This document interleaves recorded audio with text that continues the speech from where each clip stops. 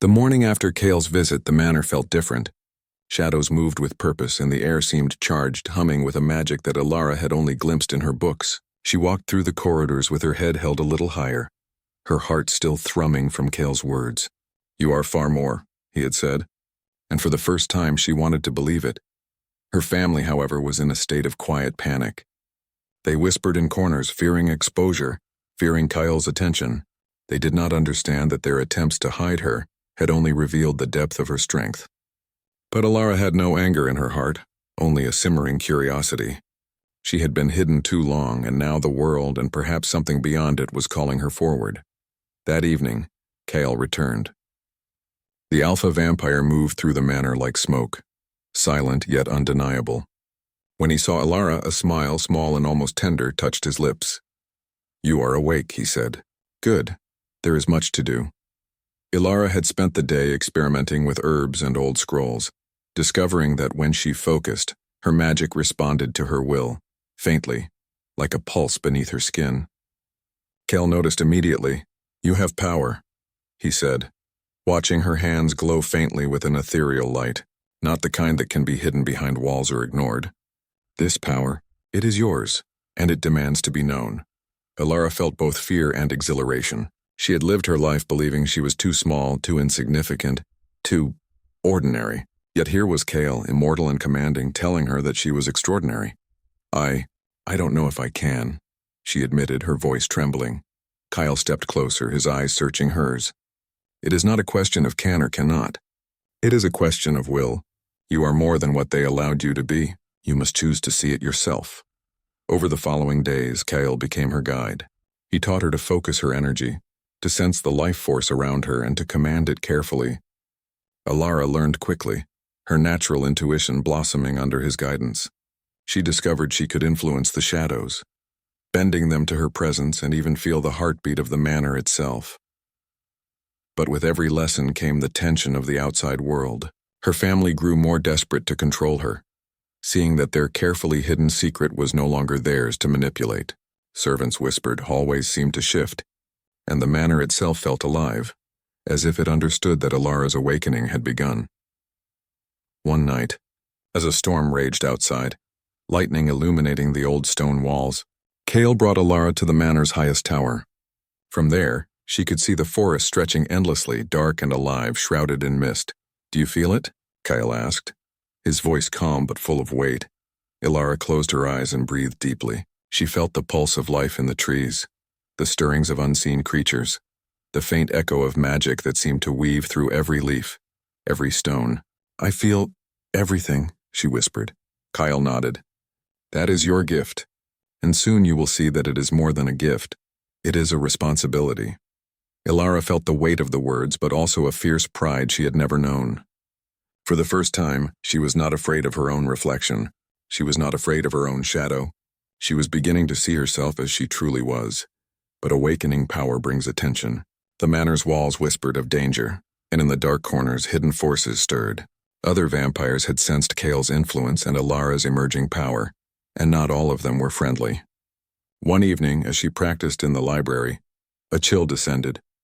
The candles flickered and went out. Shadows danced along the walls.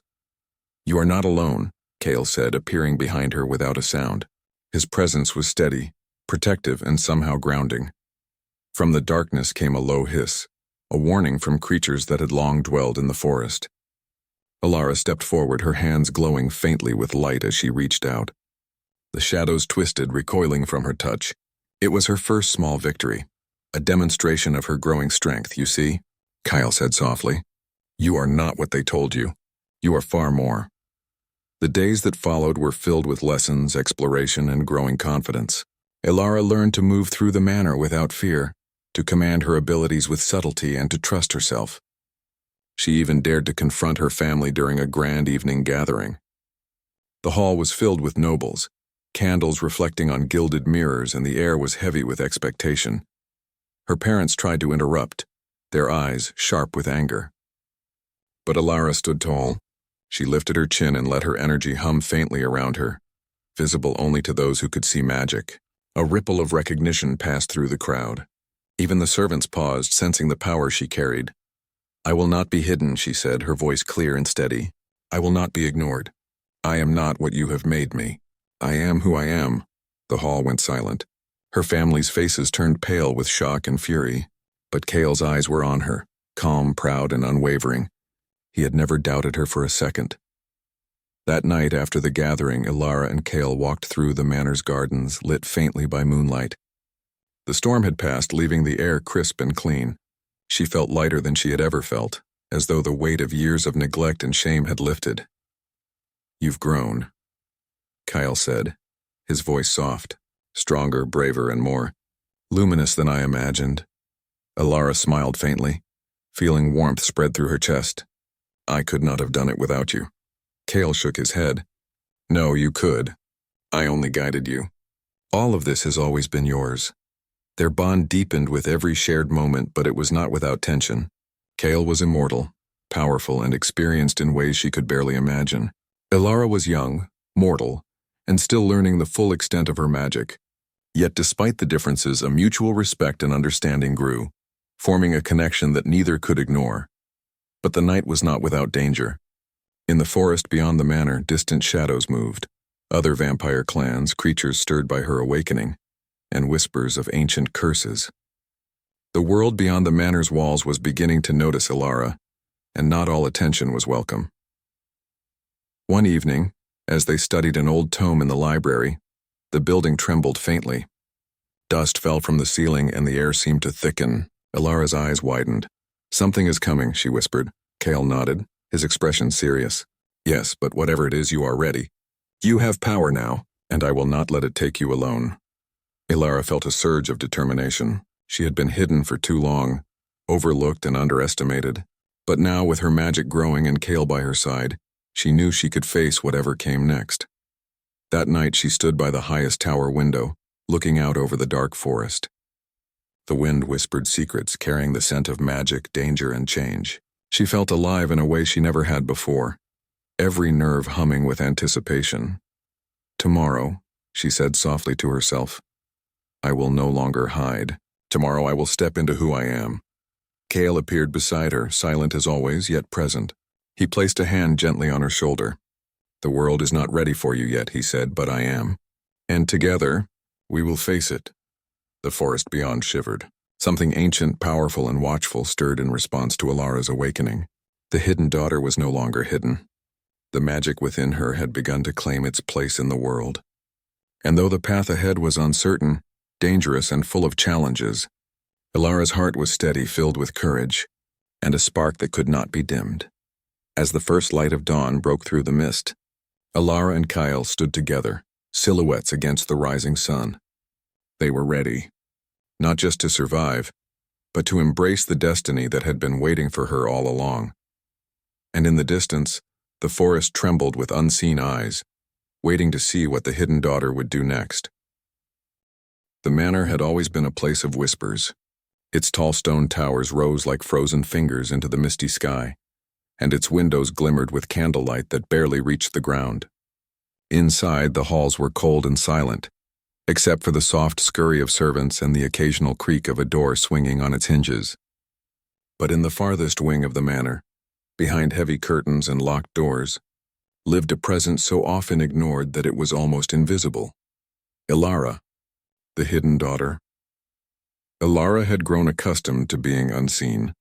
She had spent most of her 16 years in this wing, a labyrinth of forgotten libraries, narrow corridors, and rooms abandoned by those who feared imperfection.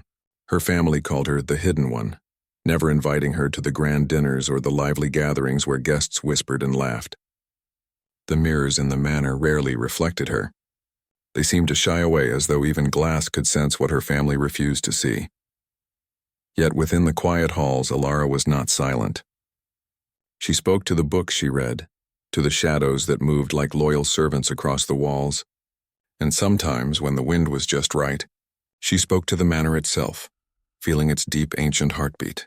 Her life was lonely, but in her solitude she discovered a world full of secret magic, the kind that lay hidden in dusty scrolls, in herbs that glowed faintly under moonlight, and in whispers of old spells.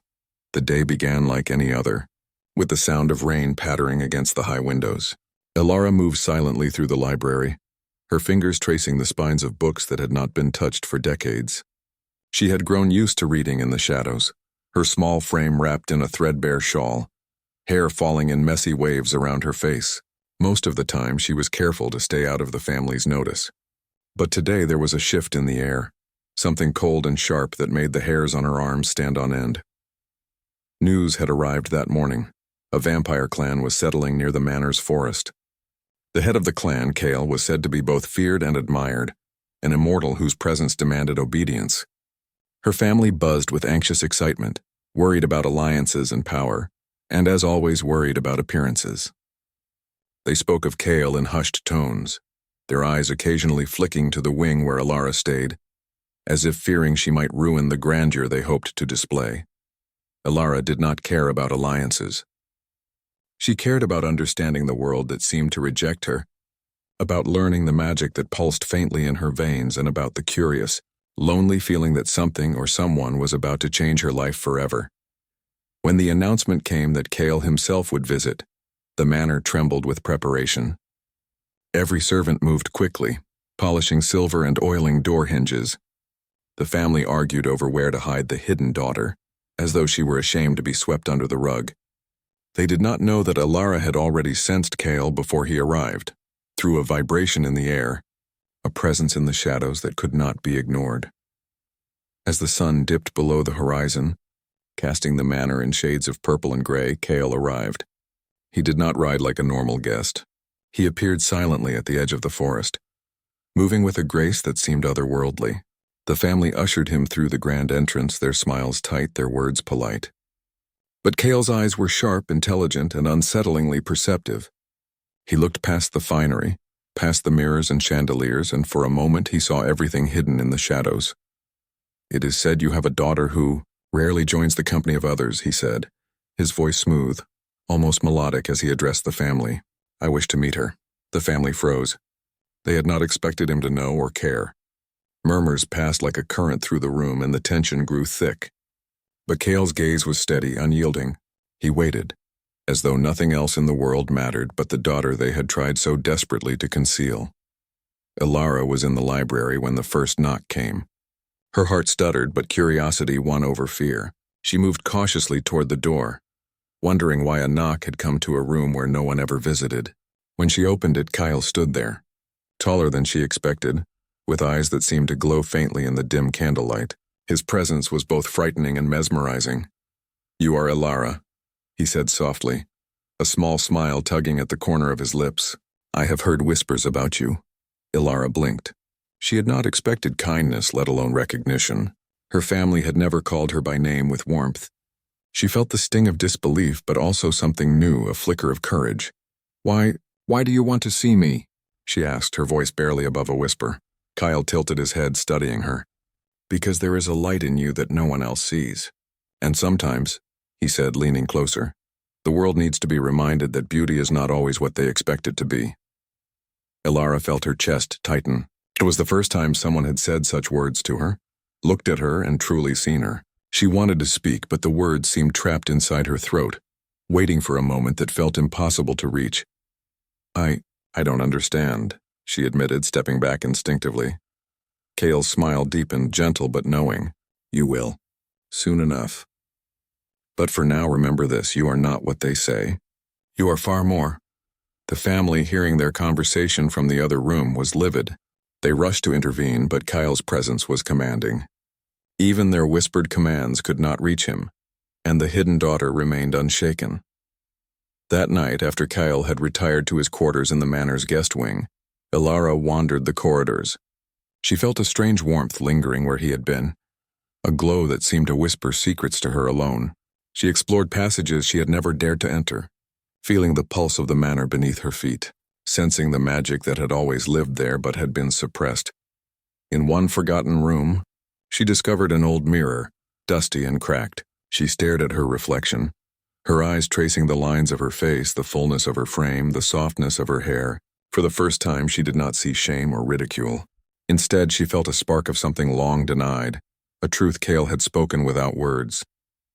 That she mattered, that she was beautiful.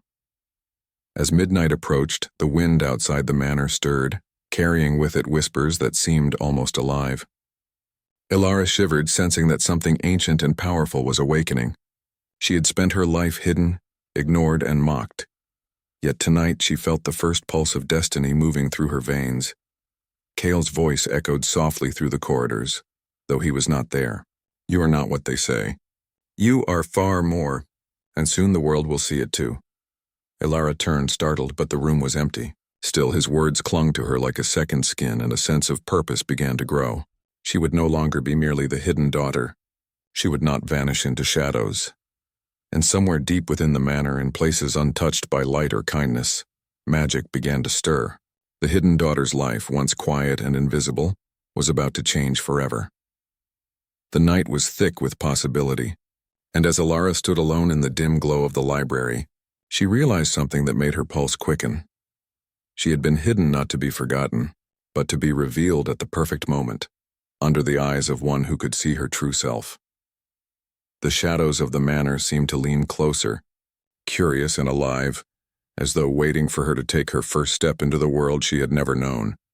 And in the forest beyond, Kale watched, unmoving yet present, knowing that the hidden daughter he had called beautiful was about to awaken in ways no one, neither family nor court, neither mortal nor immortal,